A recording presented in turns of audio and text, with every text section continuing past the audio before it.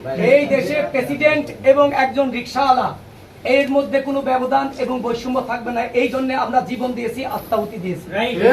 আমরা ইতিপূর্বে আপনার সঙ্গে দেখা করেছি, আমরা একটা লিস্ট দিয়েছি এবং আপনার প্রতি আমরা আস্থা রেখে আমরা এই পর্যন্ত আমরা একটা মামলাও ফাটি পাইনি। কারণ আমাদের একটাই বক্তব্য যে নিপীড়নমূলক প্রতিহিংসা পরায়ণ হয়ে রাজনৈতিকভাবে এই যে গায়েবী যে সমস্ত মামলা হয়েছে সেই সমস্ত মামলার লিস্ট আমরা আপনার বরাবর অলরেডি জমা দিয়েছি। 2022, 2023, 2024 সালের লিস্ট দিয়েছি। এই মামলাগুলি তদন্তাধীন আছে। আপনার প্রতি আমরা আস্থা রেখে জমা দিয়েছিলাম, কিন্তু জানি না হয়তো কোন ব্যস্ততার কারণে আমরা এই মামলাগুলোর এ পার্টি এখনো পাইনি।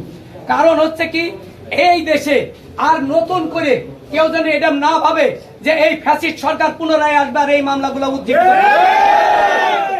আমাদের বক্তব্য হচ্ছে শুধুমাত্র এই ফ্যাসিস্ট সরকারকে টিকিয়ে রাখার জন্য নিপীড়নমূলক গায়েবী এই সমস্ত মামলা অবিলম্বে প্রত্যাহার করতে হবে।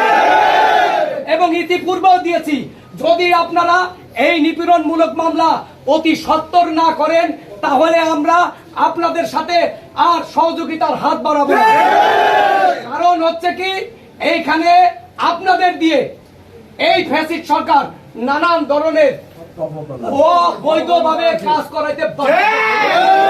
আমরা কোন পুলিশ অফিসারকে বলি না যে আপনারা করছেন, আপনারা বাধ্য হয়েছেন, আপনারা আমাদেরকে গুলি করছেন।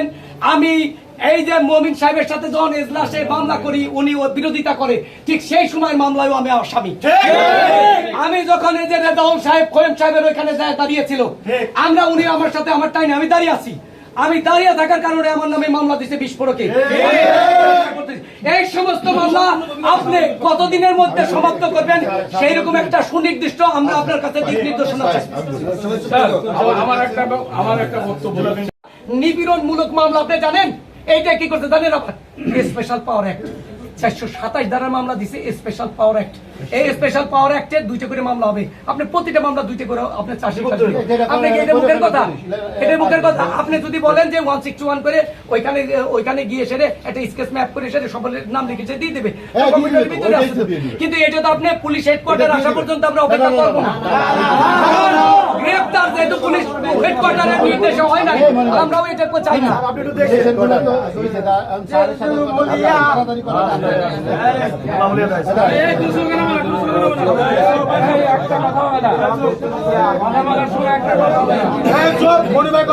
কতদিনের ভিতরে আপনি বলবেন